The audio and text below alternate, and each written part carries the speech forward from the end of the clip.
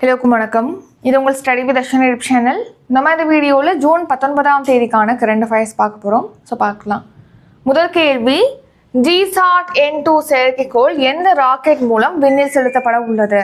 Answer option D, Falcon 9. பார்த்தீங்கன்னா GSAT-N2 செயற்கைக்கோள் இப்போது இன்னும் 2 வாரங்களில் ஃபால்கன் 9 ராக்கெட் மூலமாக விண்ணில் செலுத்தப்படும் அப்படின்னு சொல்லிட்டு தெரிவிச்சிருக்காங்க.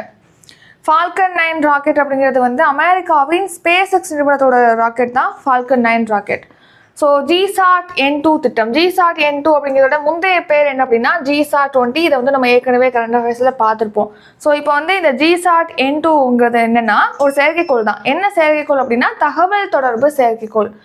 இந்த செயற்கைக்கோள் பார்த்தீங்கன்னா ஃபால்கன் 9 அமெரிக்காவின் எலான் மஸ்க்கு சொந்தமான SpaceX நிறுவனத்துடைய ஃபால்கன் 9 ராக்கெட் மூலமாக இந்த செயற்கைக்கோள் விண்ணில் செலுத்தப்பட இருக்கு. இந்த GSAT-N2 செயற்கைக்கோள் விண்ணில் செலுத்தப்பட்டது அப்படின்னா நமக்கு இந்தியாவுக்கு கிடைக்கக்கூடிய இணைய சேவை அதிவேகமாக இருக்கும் அப்படின்னு சொல்லிட்டு தெரிவிச்சிருக்காங்க.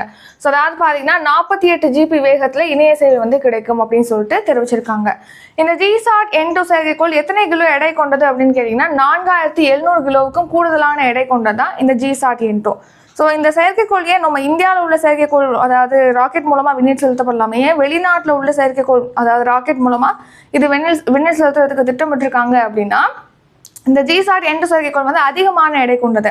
நம்ம இந்தியாவில் பார்த்தீங்கன்னா ஒரு 4000 கிலோ வரையிலான செயற்கைக்கோளை நவீன LVM-3 ராக்கெட் மூலமாக விண்ணில் செலுத்த முடியும். அதுக்கு மேலே அதிகமான எடை இருக்கிறனால தான் இப்போ வெளிநாட்டை சேர்ந்த ஒரு ராக்கெட் மூலமாக இந்த GSAT-N2 செயற்கைக்கோளை விண்ணில் செலுத்துறதுக்கு திட்டமிட்டிருக்காங்க. இதுக்காக ஒரு ஒப்பந்தம் மேற்கொள்ளப்பட்டிருக்கு. அமெரிக்காவின் SpaceX நிறுவனத்துக்கும் நம்ம இந்தியாவின் இஸ்ரோவின் கீழ் செயல்படக்கூடிய நியூ ஸ்பேஸ் இந்தியா நிறுவனத்துக்கும் இடையே பார்த்தீங்கன்னா ஒப்பந்தம் மேற்கொண்டிருக்காங்க. நியூ ஸ்பேஸ் இந்தியா நிறுவனம் அப்படிங்கிறது வெளிநாட்டு செயற்கைக்கோள்களை வர்த்தக ரீதியில் விண்ணில் செலுத்திட்டு வருது. அடுத்து இந்த GSAT-N2 செயற்கைக்கோள் விண்ணில் செலுத்தப்பட்டது அப்படின்னா அதோட ஆயுட்காலம் எவ்வளவா இருக்கும், எத்தனை ஆண்டுகளுக்கு அது செயல்படும் அப்படின்னா 14 ஆண்டுகள். Next reason news. சமீபத்தில் பார்த்தீங்கன்னா INSAT 3DS அப்படிங்கிற வானிலை ஆய்வு செயற்கைக்கோள் GSLV F-14 ராக்கெட் மூலமாக விண்ணில் செலுத்தப்பட்டிருக்கு. அடுத்து எக்ஸ்போசாட் செயற்கைக்கோள் இந்த வருஷம் நியூ இயர் அன்னைக்கு PSLV C-58 ராக்கெட் மூலமாக விண்வெளியில் ஆய்வு செய்யறதுக்காக அனுப்பப்பட்டிருக்கு. அடுத்து இந்தியாவுடைய 2வது தன்யா ராக்கெட் எது அப்படின்னா அக்னிபான் சாட்டலைட். இது சமீபத்தில் வெற்றிகரமாக செலுத்தப்பட்டது அப்படின்னு சொல்லிட்டு நம்ம பார்த்துருப்போம்.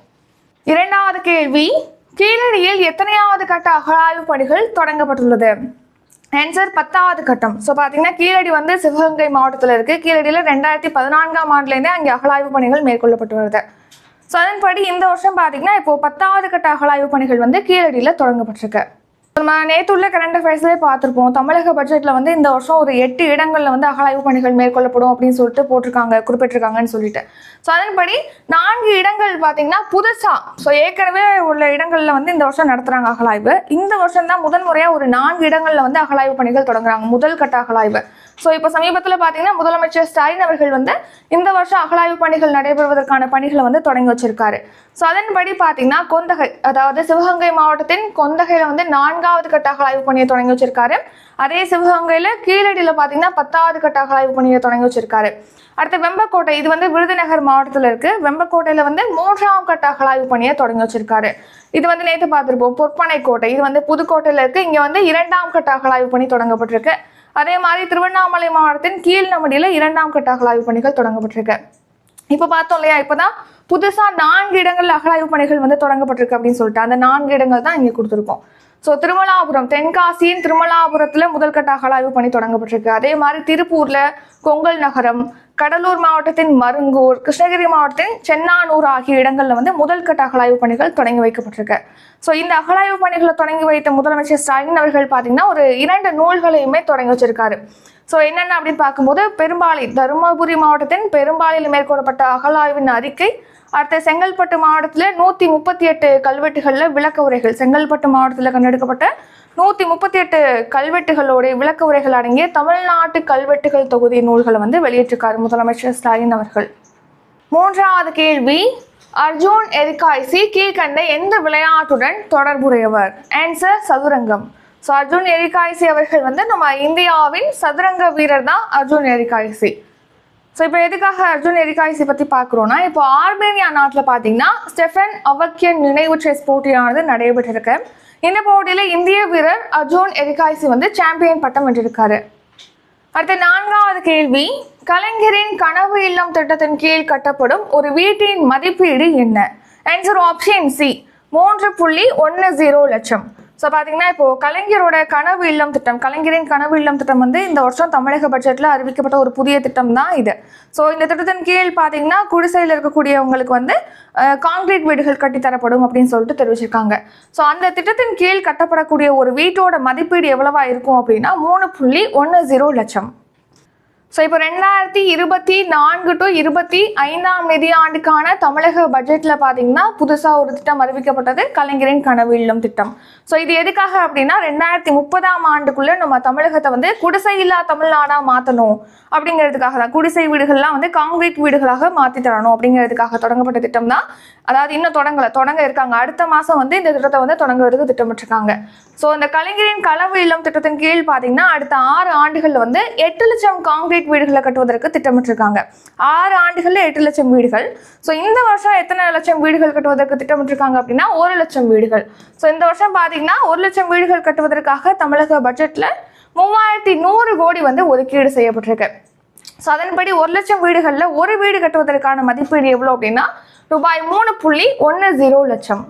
5வது கேள்வி, தமிழகத்தில் பாலியல் குற்றங்களால் பாதிக்கப்பட்ட குழந்தைகளுக்கு உதவ இணையதள வசதியை தொடங்கி வைத்தவர் யார்? Answer option B Udhayanidhi Stalin.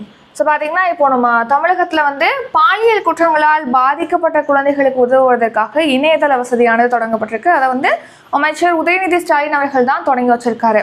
So பார்த்தீங்கன்னா இப்போ தமிழகத்தில் வந்து www.postcoportal.tn.gov.in அப்படிங்கிற இணையதளத்தை வந்து இப்போ அமைச்சர், அதாவது இளைஞர் நலன் மற்றும் விளையாட்டு மேம்பாட்டுத்துறை அமைச்சரான உதயநிதி ஸ்டாலின் அவர்கள் வந்து தொடங்கி வச்சிருக்காரு. ஸோ எதுக்காக இந்த போர்ட்டல் தொடங்கப்பட்டிருக்கு அப்படின்னா பாலியல் குற்றங்களால் பாதிக்கப்பட்ட குழந்தைகளுக்கு உதவுறதுக்காக.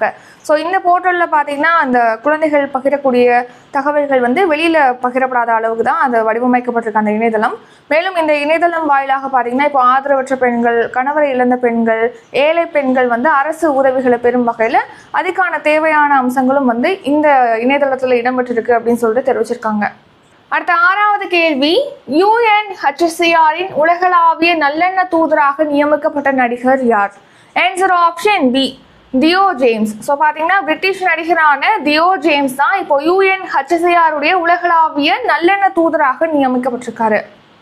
UNHCR இதோட ஃபுல் ஃபார்ம் என்ன அப்படின்னா தி United Nations high commissioner for refugees, அதாவது அகதிகளுக்கான ஐக்கிய நாடுகளின் உயர் அலுவலகம் உயர் ஆணையர் அலுவலகம் அப்படிங்கிறதா இதோட மீனிங். ஸோ இந்த UNHCRஉடைய நல்லெண்ண தூதராக இப்போ நடிகர் தியோ ஜேம்ஸ் வந்து நியமிக்கப்பட்டிருக்காரு. இந்த UNHCR அப்படிங்கிறது பார்த்தீங்கன்னா கடந்த 1950 தொடங்கப்பட்டது. எதுக்காகனா இப்போ பல்வேறு நாடுகள்லேருந்து பார்த்தீங்கன்னா அங்கே மத துன்புறுத்தல், வேறு ஏதேனும் துன்புறுத்தல் காரணமாக அவங்க வீட்டிலேருந்து வெளியேறி வெளிநாடுகளுக்கு அகதிகளாக வந்திருப்பாங்க இல்லையா, அவங்களுடைய உரிமைகள், அவங்களுடைய உயிர்களை பாதுகாக்கிறதுக்காக 1950 இந்த UNHCR வந்து தொடங்கப்பட்டது. ஸோ இதோடைய தலைமையகம் எங்கே இருக்குது அப்படின்னா சுவிட்சர்லாந்து நாட்டின் ஜெனீவால இருக்கு. இதோடைய உயர் ஆணையராக இருப்பவர் யாருன்னா பிலிப்போ கிராண்டி என்பவர். ஸோ இப்போ இந்த UNHCRஉடைய நல்லெண்ண தூதராக நடிகர் தியோ ஜேம்ஸ் வந்து நியமிக்கப்பட்டிருக்காரு. ஸோ இவர் வந்து இவருடைய செல்வாக்கு, இவருடைய இன்ஃப்ளூயன்ஸ், இவருடைய ஒர்க் மூலமாக இந்த UNHCR மீதான மக்களுடைய பார்வையை வந்து உயர்த்துவதற்காகவும் இப்போ அதுக்கான நன்கொடைகளை வந்து பெறுவதற்காகவும் தான் இவர் வந்து முயற்சி மேற்கொள்வார் அப்படின்னு சொல்லிட்டு தெரிவிச்சிருக்காங்க. Reason news. ஸோ இப்போ யுனெஸ்கோவால் அனைவருக்கும் கல்விக்கான நல்லெண்ண தூதராக பார்த்தீங்கன்னா கால்பந்து வீரரான வினிசியஸ் ஜூனியர் வந்து நியமிக்கப்பட்டிருக்காரு. அடுத்து T20 உலக கோப்பைக்கான விளம்பர தூதராக உசேன் போல்ட், அப்புறம் யுவராஜ் சிங், கிறிஸ் கெயில் ஆகியோர் வந்து நியமிக்கப்பட்டிருக்காங்க. யுனிசெஃப் இந்தியாவுடைய தேசிய தூதராக கரீனா கபூர் கான் வந்து நியமிக்கப்பட்டிருக்காங்க. அதே மாதிரி யுனிசெஃப் இந்தியாவுடைய இளைஞர் தூதர்களாக பார்த்தீங்கன்னா வினிஷா உமாசங்கர், இவங்க வந்து நம்ம தமிழ்நாட்டை சேர்ந்தவங்க. அடுத்து கௌரன் ஷிவ் சர்மா, அடுத்து கார்த்திக் வர்மா, நஹித் அஃப்ரின் ஆகியோர் வந்து நியமிக்கப்பட்டிருக்காங்க. அடுத்ததாக பார்த்தீங்கன்னா முத்தூட் பாப்பச்சன் குழுமத்துடைய பிராண்ட் தூதராக ஷாருக் கான் வந்து நியமிக்கப்பட்டிருக்காரு. நெக்ஸ்ட் 7வது கேள்வி, ஐநா எந்த மாநிலத்தை சேர்ந்த விவசாயி சித்தேஷ் சாகோரை நிலநாயகன் என்று அறிவித்துள்ளது? ஆன்சர் மகாராஷ்டிரா. ஸோ பார்த்தீங்கன்னா இப்போ ஐநா வந்து நம்ம தமிழ்நாட்டின் இந்தியாவின் மகாராஷ்டிரா மாநிலத்தை சேர்ந்த விவசாயி சித்தேஷ் சாகோரை வந்து நிலநாயகன், அதாவது லேண்ட் லார்ட் அப்படின்னு சொல்லிட்டு அறிவிச்சிருக்கு, லேண்ட் ஹீரோ அப்படின்னு சொல்லிட்டு. விவசாயி ஷித்தேஷ் சாகூர். இவர் வந்து மகாராஷ்டிரா மாநிலம் கெந்தூர் கிராமத்தை சேர்ந்தவர். ஸோ இவர் அக்ரோ ரேஞ்சர்ஸ் நிறுவனத்துடைய நிறுவனர். ஸோ இப்போ நம்ம நேற்றுள்ள கரண்ட் அஃபேர்ஸ்லேயே பார்த்துருப்போம். ஜூன் 17 வந்து பாலைவனமாக்கல் மற்றும் வறட்சியை எதிர்த்து போராடுவதற்கான உலக தினமானது அனுசரிக்கப்படுது அப்படின்னு சொல்லிட்டு. ஸோ இந்த தினத்தை ஒட்டி பார்த்தீங்கன்னா பாலைவனமாக்கலை எதிர்த்து போராடுவதற்கான ஐக்கிய நாடுகளின் மாநாடு வந்து இவருக்கு லேண்ட் ஹீரோ அப்படின்னு சொல்லிட்டு பெயரிட்டிருக்கு. ஸோ மொத்தமாக ஒரு 10 நாடுகளை சேர்ந்து 10 பேர் வந்து லேண்ட் ஹீரோவாக அறிவிக்கப்பட்டிருக்காங்க இந்த UNCCD-னால. ஸோ அதில் ஒருத்தர் வந்து நம்ம இந்தியாவின் ஷித்தேஷ் சாகூர் என்பவர். நெக்ஸ்ட் 8வது கேள்வி, 2023 இந்தியாவின் மதிப்புமிக்க பிரபலம் பட்டியலில் முதலிடம் பிடித்தவர் யார்? Answer option B, Virat Kohli. So பார்த்தீங்கன்னா இந்திய கிரிக்கெட் வீரர் விராட் கோலி தான் இப்போ இந்த 2023 இந்தியாவின் மதிப்புமிக்க பிரபலம் பட்டியலில் வந்து முதலிடத்தை பிடிச்சிருக்காரு. கவனிங்க, இப்போ 2023 இந்தியாவின் மதிப்புமிக்க பிரபலங்களுக்கான பட்டியலை வந்து மும்பையை சேர்ந்த க்ரோல் நிறுவனம் வந்து வெளியிட்டிருக்கு. ஸோ இந்த பட்டியல் எதன் அடிப்படையில் வெளியிடப்பட்டிருக்கு அப்படின்னா இவங்களுடைய அதாவது இப்போ செலிபிரிட்டிஸ் இருக்காங்களே அவங்களுடைய புகழ், அப்போ அவங்க ஒரு விளம்பரத்துக்கு நடிக்கிறாங்கன்னா அந்த பொருள் எந்த அளவுக்கு சேல்ஸ் ஆயிருக்கு, அதோட சந்தை வர்த்தகம், இது போன்றவற்றை அடிப்படையாக கொண்டுதான் இந்தியாவின் மதிப்புமிக்க பிரபலங்கள் பட்டியலானது வெளியிடப்பட்டிருக்கு.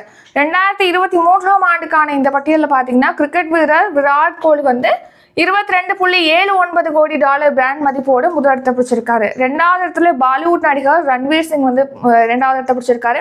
அடுத்து 3வது இடத்துல ஷாருக் கான் இருக்காரு. ரன்வீர் சிங் பார்த்தீங்கன்னா $20.31 கோடி பிராண்ட் மதிப்போட 2வது இடத்துல இருக்காரு. ஷாருக் கான் வந்து $12.07 கோடி 3வது இடத்துல இருக்காரு. 9வது கேள்வி, ஒலிம்பிக் போட்டிக்கு தகுதி பெற்ற பிருத்திவிராஜ் கீழ்கண்ட எந்த விளையாட்டுடன் தொடர்புடையவர்? ஆன்சர் துப்பாக்கி சுடுதல். ஸோ பார்த்தீங்கன்னா பிருத்திவிராஜ் தொண்டைமான் என்பவர் வந்து நம்ம தமிழ்நாட்டை சேர்ந்த துப்பாக்கி சுடுதல் வீரர். இவர் வந்து இப்போ ஒலிம்பிக் போட்டிக்கு தகுதி பெற்றிருக்காரு. ஸோ பார்த்தீங்கன்னா இப்போ ஒலிம்பிக் போட்டிக்காக பார்த்தீங்கன்னா ஷாட்கன் அணி வந்து 5 பேர் கொண்ட அணியானது இப்போ அறிவிக்கப்பட்டிருக்கு. இந்த 5 பேர் கொண்ட இந்த ஷாட்கன் அணியில் பார்த்தீங்கன்னா பிருத்திவிராஜ் தொண்டைமான் வந்து இடம்பெற்றிருக்காரு. இவர் வந்து நம்ம தமிழ்நாட்டின் புதுக்கோட்டை சேர்ந்த துப்பாக்கி சுடுதல் வீரர். நெக்ஸ்ட் 10வது கேள்வி, மாணவர்களிடம் ஜாதிய வன்முறைகளை தவிர்ப்பதற்காக யாருடைய தலைமையில் குழு அமைக்கப்பட்டது? ஆன்சர் சந்துரு. ஸோ பார்த்தீங்கன்னா ஓய்வு பெற்ற நீதிபதி சந்துரு அவர்கள் தலைமையில தான் தமிழகத்தில் வந்து பள்ளிகளில் மாணவர்கள்ட்ட இருக்கக்கூடிய ஜாதிய வன்முறைகளை வந்து தடுத்து நிறுத்துவதற்காக ஒரு நபர் குழுவானது அமைக்கப்பட்டது. நீங்க மாணவர்கள்ட்ட பாத்தீங்கன்னா ஜாதிய வன்முறைகளை தவிர்க்கிறதுக்காக ஓய்வு பெற்ற நீதிபதி சந்துரு அவர்கள் தலைமையில பாத்தீங்கன்னா ஒரு நபர் குழு அமைக்கப்பட்டது. இதை நம்ம ஏற்கனவே பார்த்துருப்போம். அதாவது பாத்தீங்கன்னா திருநெல்வேலியில வந்து நாங்குநேரி அப்படிங்கிற இடத்துல வந்து ஒரு மாணவரை வந்து உயர்ஜாதி மாணவர்கள் வந்து தாக்குனாங்க. ஸோ அதை அடுத்துதான் இந்த மாதிரியான ஒரு நபர் குழு வந்து இந்த ஜாதிய வன்முறைகள் இருக்கக்கூடாது அப்படிங்கிறதுக்காக அதை களையணும்னா என்ன பண்ணணும், அதுக்கு வந்து அரசுக்கு பரிந்துரை அளிப்பதற்காக ஒரு நபர் குழு அமைக்கப்பட்டது. நீதிபதி சந்துரு அவர்கள் தலைமையில இந்த ஒரு நபர் குழு அமைக்கப்பட்டது. இப்போ இந்த குழு பாத்தீங்கன்னா இப்போ முதலமைச்சர் ஸ்டாலின் அவர்கள்ட்ட வந்து பரிந்துரைகள் அடங்கிய முக்கிய அறிக்கையை வந்து இப்போ சமர்ப்பிச்சிருக்காங்க. ஸோ அந்த அறிக்கையில என்னென்ன முக்கியமான பரிந்துரைகள் இருக்கு அப்படின்னு சொல்லிட்டு பார்க்கலாம். ஸோ ஃபர்ஸ்ட் பார்த்தீங்கன்னா பள்ளி பாடத்திட்டத்தில் மாற்றம் கொள்ளணும். அதாவது பள்ளி பாடத்திட்டத்தில் இந்த மாதிரி சாதிய பாகுபாடுகள் இருக்க மாதிரியான லெசன்ஸ் இருக்கக்கூடாது, அது இல்லாத லெசன் தான் இருக்கணும் அப்படின்னு சொல்லிட்டு தெரிவிச்சிருக்காங்க. ஒற்றுமையை வளர்க்கும் வகையில் லெசன் இருக்கணும் அப்படின்னு சொல்லிட்டு தெரிவிச்சிருக்காங்க. அடுத்த அகர வரிசைப்படி தான் பள்ளியில் வந்து மாணவர்கள் அமர வைக்கப்படணும். மாற்றுத்திறனாளி மாணவர்கள் வந்து முதல் வரிசையில் இருக்கலாம். ஸோ மற்றபடி பார்த்தீங்கன்னா அகர வரிசைப்படி தான் அமர வைக்கணும். உயர் ஜாதி வந்து முன்னாடியும் தாழ்ந்த ஜாதி வந்து பின்னாடியும் அந்த மாதிரி அமர வைக்கக்கூடாது அப்படின்னு சொல்லிட்டு தெரிவிச்சிருக்காங்க. நெக்ஸ்ட் பள்ளிகளின் பெயர்கள் இருக்கக்கூடிய ஜாதிய பெயர்களை நீக்கணும்னு சொல்லியிருக்காங்க. கள்ளர் மீட்பு, ஆதி திராவிடர் நலன் அப்படின்னு சொல்லிட்டு பள்ளி பேரே பார்த்தீங்கன்னா ஜாதியோட ஸ்டார்ட் ஆகுது இல்லையா? ஸோ அந்த மாதிரியான பெயர்களை வந்து நீக்கணும். அப்படி பெயரோட வரக்கூடிய பள்ளிகள் பரிந்துரையை வந்து நம்ம ஸ்டாப் பண்ணணும். அதை வந்து முன்னாடியே கண்டுபிடிச்சி அந்த மாதிரி பேரில் பள்ளிகள் நிறுவப்படக்கூடாது அப்படின்னு சொல்லிட்டு தெரிவிச்சிருக்காங்க. நெக்ஸ்ட் பெரும்பான்மை ஜாதியை சேர்ந்த தலைமை ஆசிரியர் நிறுவப்படக்கூடாது. அதாவது இப்போ ஒரு பள்ளியில வந்து ஒரு ஜாதியை சேர்ந்தவங்க அதிகமா இருக்காங்கன்னா அந்த பள்ளியில அதே ஜாதியை சேர்ந்த பெரும்பான்மை ஜாதியை சேர்ந்த தலைமை ஆசிரியர் வந்து அங்கே நியமிக்கப்படக்கூடாது. அதே மாதிரி இந்த வட்ட அளவிலான அலுவலர், கல்வி அலுவலர் இவங்களும் அந்த மாதிரி பெரும்பான்மை ஜாதியை சேர்ந்தவங்க நியமிக்கப்படக்கூடாது அப்படின்னு சொல்லிட்டு தெரிவிச்சிருக்காங்க. அடுத்து 500 மாணவர்களுக்கு மேல இருக்கக்கூடிய பள்ளியில வந்து பள்ளி நல அலுவலர் பதவியானது உருவாக்கப்படணும்னு சொல்லியிருக்காங்க. ஸோ இவங்க என்ன பண்ணணும் அப்படின்னா அந்த ஸ்கூல்ல ரேகிங் இருக்கா, போதைப் பொருள் பழக்கம் ஏதாவது இருக்கா, இல்லை ஜாதி பிரச்சனை வந்து மாணவர்கள்ட்ட இருக்கா, இதை வந்து கண்டறிஞ்சு சட்ட முறையில வந்து தீர்வு காணணும் அப்படின்னு சொல்லிட்டு தெரிவிச்சிருக்காங்க. அடுத்து ஒவ்வொரு பள்ளியிலுமே மாணவர் மனசு அப்படிங்கிற புகார் பெட்டிகள் வந்து நிறுவப்படணும் அப்படின்னு சொல்லிட்டு தெரிவிச்சிருக்காங்க. அடுத்து வருகை பதிவேட்டில் பார்த்தீங்கன்னா ஜாதி தொடர்பான விவரங்கள் இருக்கக்கூடாது அப்படின்னு சொல்லிட்டு தெரிவிச்சிருக்காங்க. அடுத்து ஜாதியை குறிக்கும் வகையில் பார்த்தீங்கன்னா மாணவர்கள் வந்து ஸ்கூலுக்கு போகிறாங்க இல்லையா, அவங்க வந்து ஜாதியை குறிக்கும் வகையில் திலகமோ அல்லது ஏதேனும் வண்ண கயிறுகளோ இல்லைன்னா அவங்களுடைய சைக்கிளில் வந்து ஏதேனும் ஜாதியை குறிக்கும் வகையில் வண்ணங்களோ அதில் இருக்கக்கூடாது அப்படின்னு சொல்லிட்டு இந்த அறிக்கையில் வந்து பரிந்துரை செஞ்சுருக்காங்க. நெக்ஸ்ட் 11வது கேள்வி, சர்வதேச யோகா தினம் எந்த நாளில் அனுசரிக்கப்படுகிறது? ஆன்சர் ஜூன் 21ஆம் தேதி. ஒவ்வொரு வருஷமும் பார்த்தீங்கன்னா ஜூன் 21ஆம் தேதி சர்வதேச யோகா தினமானது அனுசரிக்கப்படுகிறது. ஸோ யோகா அப்படிங்கிறது பார்த்தீங்கன்னா நம்ம இந்தியாவில் உருவான கலை தான் யோகா. ஸோ யோகா செய்யறதுனால நமக்கு எந்த அளவுக்கு உடல் நலம் வந்து நல்லா இருக்கும், அதே மாதிரி மன அமைதி இருக்கும், டெய்லி வந்து யோகா செய்யணும், இதெல்லாம் வந்து வலியுறுத்தி தான் இந்த சர்வதேச யோகா தினம் வந்து ஒவ்வொரு வருஷமும் ஜூன் 21ஆம் தேதி வந்து அனுசரிக்கப்படுகிறது. ஸோ இந்த வருஷம் இந்த தினத்திற்கான தீம் கருப்பொருள் என்ன அப்படின்னா தனிநபருக்கும் சமூகத்துக்கும் யோகா, தனிநபருக்கும் சமூகத்துக்கும் யோகா. ஸோ ஒவ்வொரு வருஷமும் பார்த்தீங்கன்னா இந்த சர்வதேச யோகா தினத்தை ஒட்டி வந்து ஒரு மாநிலங்களில் வந்து இந்த யோகா நிகழ்ச்சியானது, நம்ம இந்தியாவில் ஏதேனும் ஒரு மாநிலத்தில் யோகா நிகழ்ச்சியானது ஹோஸ்ட் பண்ணுவாங்க. ஸோ அதன்படி இந்த வருஷம் பார்த்தீங்கன்னா ஜம்மு அண்ட் காஷ்மீரில் வந்து யோகா நிகழ்ச்சி நடத்தப்பட இருக்கு. ஜம்மு அண்ட் காஷ்மீரில் ஸ்ரீநகரில் வந்து ஷேர்-ஏ-காஷ்மீர் சர்வதேச கருத்தரங்க மையத்தில் யோகா நிகழ்ச்சி நடத்தப்பட இருக்கு. அதில் நம்ம இந்திய பிரதமர் நரேந்திர மோடி அவர்கள் வந்து பங்கேற்க இருக்காரு. நெக்ஸ்ட் ரிவிஷன் பார்க்கலாம். ரிவிஷன் பார்க்கறதுக்கு முன்னாடி இப்போ ஜூன் 25ஆம் தேதி பார்த்தீங்கன்னா சயின்ஸ் டெஸ்ட் பேட்ச் வந்து ஸ்டார்ட் ஆகுது. இதுக்கான ஃபீஸ் வந்து 200 ரூபி. ஸோ அதே மாதிரி ஜூன் 28ஆம் தேதி வந்து தமிழ் டெஸ்ட் பேட்ச் வந்து ஸ்டார்ட் ஆகுது. 6 to 12th வரைக்கும் அதில் தமிழ் டெஸ்ட் இருக்கும். ஸோ அதில் ஜாயின் பண்ணால் அதுக்கு ஃபீஸ் வந்து 250. டிஸ்கிரிப்ஷனில் வந்து அப்கமிங் டெஸ்ட் பேட்ச் பற்றிய டீட்டெயில் வந்து கொடுத்துருக்கோம். எப்படி பே பண்ணலாம், எப்படி ஜாயின் பண்ணலாம் டீட்டெயிலும் இருக்குது. காண்டாக்ட் டீட்டெயிலும் கொடுத்துருக்கோம். இந்த பேட்ச் பற்றி வேறு ஏதாவது டீட்டெயில் வேணும் அப்படின்னா டிஸ்கிரிப்ஷனில் வந்து காண்டாக்ட் நம்பர் கொடுத்துருக்கோம். அந்த நம்பருக்கு கால் பண்ணியோ அல்லது வாட்ஸ்அப்பில் டெக்ஸ்ட் பண்ணியோ நீங்கள் தாராளமாக கேட்கலாம். இப்போ ரிவிஷன் பார்க்கலாம். முதல் கேள்வி, ஜிசாட் N2 செயற்கைக்கோள் எந்த ராக்கெட் மூலம் விண்ணில் செலுத்தப்பட உள்ளது? Answer option D, Falcon 9. இரண்டாவது கேள்வி, கீழடியில் எத்தனையாவது கட்ட அகழாய்வு பணிகள் தொடங்கப்பட்டுள்ளது? ஆன்சர் 10வது கட்ட அகழாய்வு பணி. மூன்றாவது கேள்வி, அர்ஜுன் எரிகாய்சி கீழ்கண்ட எந்த விளையாட்டுடன் தொடர்புடையவர்? ஆன்சர் சதுரங்கம். நான்காவது கேள்வி, கலைஞரின் கனவு இல்லம் திட்டத்தின் கீழ் கட்டப்படும் ஒரு வீட்டின் மதிப்பீடு என்ன? ஆன்சர் ஆப்ஷன் சி, ரூபாய் 3.10 லட்சம். ஐந்தாவது கேள்வி, தமிழகத்தில் பாலியல் குற்றங்களால் பாதிக்கப்பட்ட குழந்தைகளுக்கு உதவ இணையதள வசதியை தொடங்கி வைத்தவர் யார்? Answer option B, Udhayanidhi Stalin.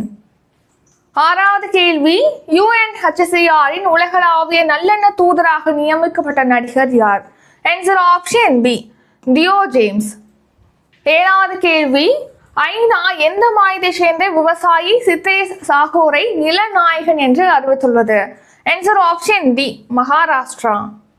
எட்டாவது கேள்வி, 2023ஆம் ஆண்டு இந்தியாவின் மதிப்புமிக்க பிரபலம் பட்டியலில் முதலிடம் பிடித்தவர் யார்? ஆன்சர் விராட் கோலி.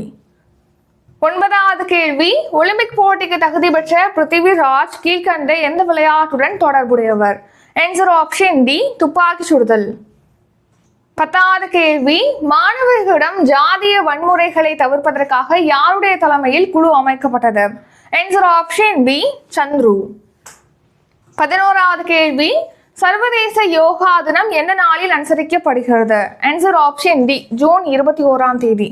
இத்துடன் இன்றைக்கான கரண்ட் அஃபேர்ஸ் வீடியோ நிறைவடைகிறது. இந்த வீடியோ உங்களுக்கு பிடிச்சிருந்தா லைக் பண்ணுங்க, ஷேர் பண்ணுங்க. நம்ம சேனலை நீங்கள் இன்னும் சப்ஸ்கிரைப் பண்ணலன்னா மறக்காம சப்ஸ்கிரைப் பண்ணிக்கோங்க. நன்றி, வணக்கம்.